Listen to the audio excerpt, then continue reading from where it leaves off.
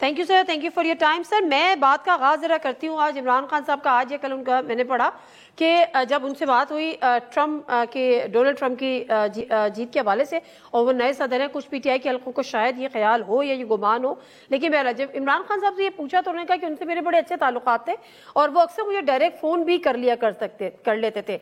आपके भी इमरान खान साहब से बड़े अच्छे ताल्लुकात थे, you are very close to him, और ख़ासतौर पर जो उनकी हुकूमती दौर में।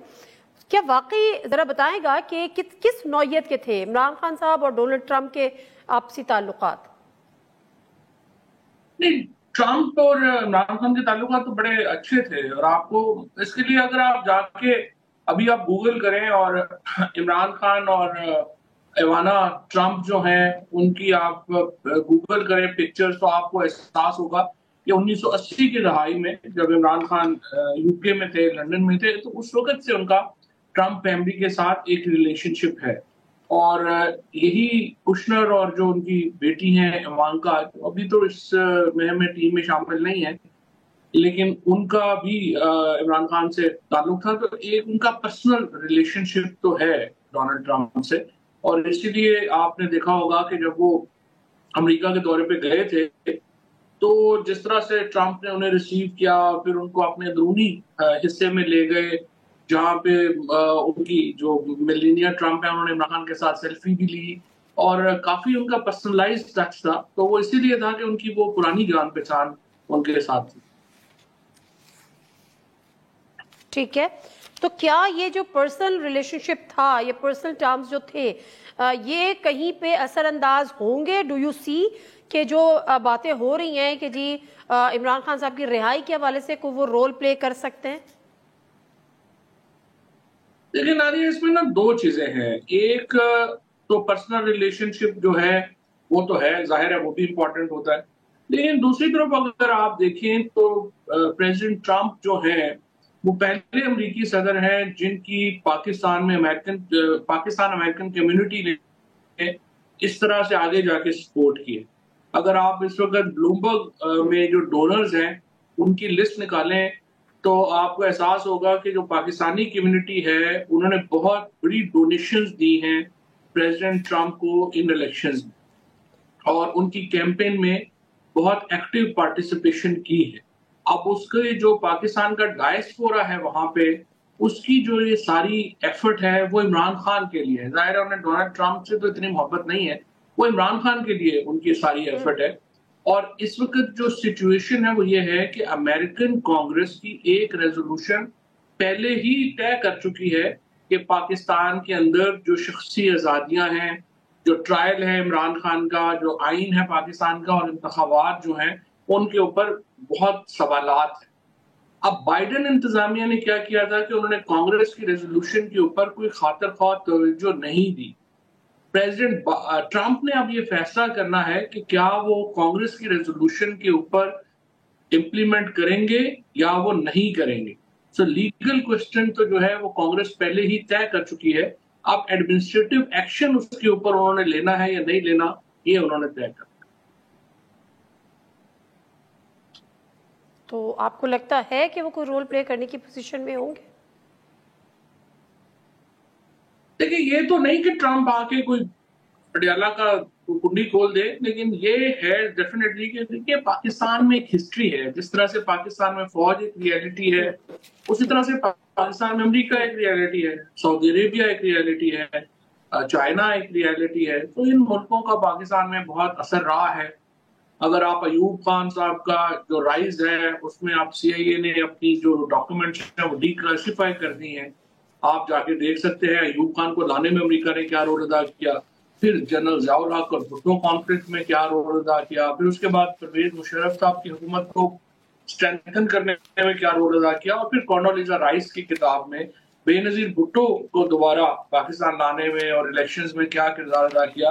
तो ये कोई अनहोनी बात नहीं होगी अगर अमेरिका पाकिस्तान के अंदर इस तरह की कोई इंटरफेरेंस करे। और इस दफा तो जाहिर है कि पहली दफा आई थिंक बेनजीर भुट्टो के लिए भी उन्होंने जमहूरियत के लिए ही इंटरफेरेंस की थी, और अगर अब भी वो करेंगे तो वो जमहूरियत के लिए और पाकिस्तान के लोगों के लिए होगी।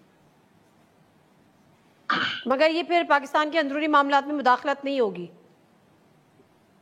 देखिए ना, अगर पाकिस्तान का डायस्पोरा जो है वो इसके ऊपर एक मुहिम चला रहा है और पाकिस्तानी डायस्पोरा के उस पॉलिटिकल क्लाउड के तहत जो अमेरिकन कांग्रेस है वो पाकिस्तान के अवाम के हकूक की बात करती है, पाकिस्तान के सिविल राइट्स की बात करती है, तो ये तो देखिए, ये तो इसको तो आप वेलकम करना चाहिए। हर वो दुनिया का शख्स जो पाकिस्तान के अवाम के हकूक की बात करता है वो हमारा दोस्त है, तो जाहिर है कि हमें उसकी मुखालफत क्यों करनी है।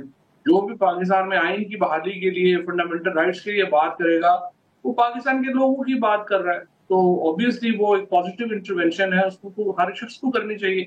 हम भी तो मकबूजा कश्मीर में, इजराइल में हर दफा हम बात नहीं करते कि यहाँ पे राइट्स बहाल होने चाहिए। अच्छा, आप ये कह रहे हैं ये हलाल मुदाखलत होगी, ये हलाल मुदाखलत होगी चौधरी साहब?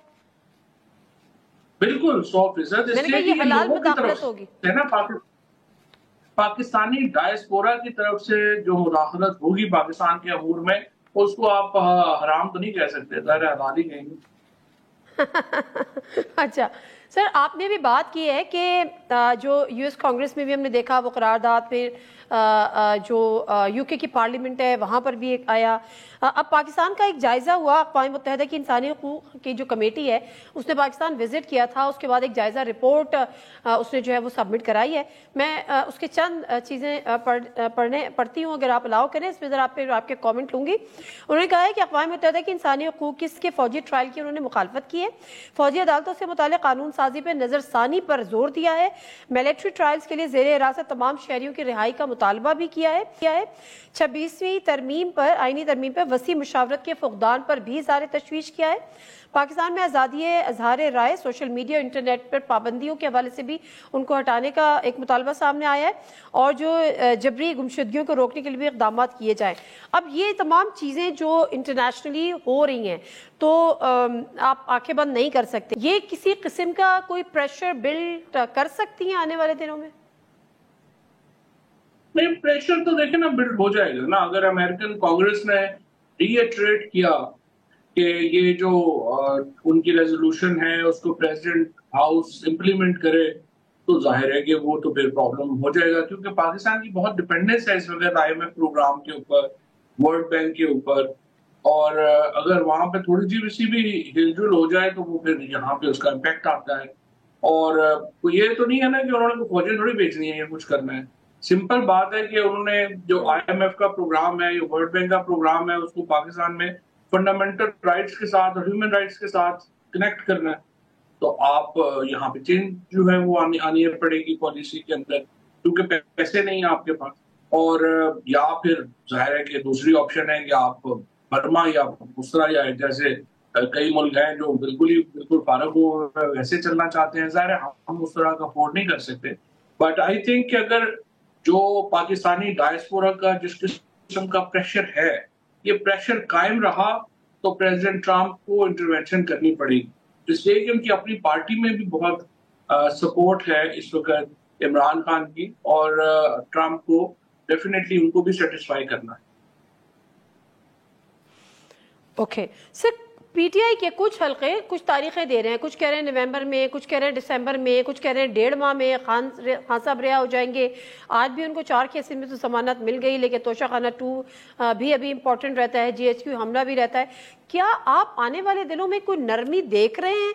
मैं ऑफ द रिकॉर्ड एक नून लीग के बड़े सीनियर रहनुमा से बात हुई तो उन्होंने कहा सियासी जो केसेस होते हैं या जो सियासी रहनुमा होते हैं उनको 1 साल 1.5 साल से ज़्यादा रखा जा भी नहीं सकता, मुश्किल ही होता है। तो क्या अनकरीब खान साहब की कोई रिहाई के चांसेस हैं? नादिया, अब इसमें मसला सिर्फ ये है, क्योंकि मुझे खान साहब ने बड़ा 2-3 बार मैसेज दिया है कि आपने को तनकीद नहीं करनी, तो मैं अब बात उस तरह कर नहीं सकता। But to be fair with PTI की ये जो एक होप्स हैं कि कभी वो कहते हैं कि जुडिशरी हमारा काम कर दे, कभी वो कहते हैं कि ट्रंप काम कर दे, ये बड़ी एक अनफॉर्चुनेट सिचुएशन है कि उनकी अपनी पॉलिटिक्स जो है उसके अंदर कोई जान नहीं है, और वो कोई बड़ा चैलेंज जो है वो हुकूमत को देने की पोजीशन में जो है वो नहीं। इसकी वजह से एक मसला जो है वो डेफिनेटली आ रहा है, और अभी तक कोई सियासी चैलेंज जो है वो गवर्नमेंट को दे नहीं पाई पार्टी, डिस्पाइट द फैक्ट कि इस वक्त पाकिस्तान के अवाम की अक्सरियत तो इमरान खान के साथ खड़ी है। पाकिस्तान के अवाम की अक्सरियत तो इमरान खान को देखती है पाकिस्तान के लीडर के तौर के ऊपर, लेकिन चूंकि उसको पॉलिटिक्स बैक नहीं कर रही, उसकी वजह से जो मसले हैं वो अभी तक नहीं हो पा रहे। अदरवाइज अगर प्रेशर, स्ट्रीट प्रेशर हो और ये जो सिचुएशन अभी हमने डिस्कस की है इंटरनेशनल ये हो, तो इमरान खान को अंदर रखा जाना तो बड़ा मुश्किल है। ठीक है सर, जरा अदालती मामला पे आपकी राय चाहिए। आज फुल कोर्ट रेफरेंस भी हुआ चीफ जस्टिस याहिया आफरीदी साहब की सदारत में, और उन्होंने जो 6 जजेस का खत था मुदाखलत के हवाले से उस पर चीज़ें हुई, लेकिन उन्होंने कहा जो एलामिया जारी हुआ कि उस पर जो है वो आगे मुशावरत जारी रखेंगे और बहुत सारी चीज़ें। इस पर आप क्या फर्दर डेवलपमेंट देखते हैं, क्योंकि काजी फायजीज़ा साहब के दौर में तो वो टोटली इग्नोर्ड वाला एक सीन था। लेकिन अभी तक तो खैर ये भी इग्नोर्ड ही है। अभी तक इसके ऊपर कोई सब्सटेंटिव एक्शन तो जो है वो सुप्रीम कोर्ट ने नहीं दिया, और जस्टिस याहिया आफरीदी साहब ने भी उस तरह से एक्शन नहीं दिया। बट मेरे ख्याल में जो सबसे इम्पोर्टेंट केस है वो है कि जो इलेक्शन कमीशन से सुप्रीम कोर्ट के फैसले पर अमल दरामद का केस।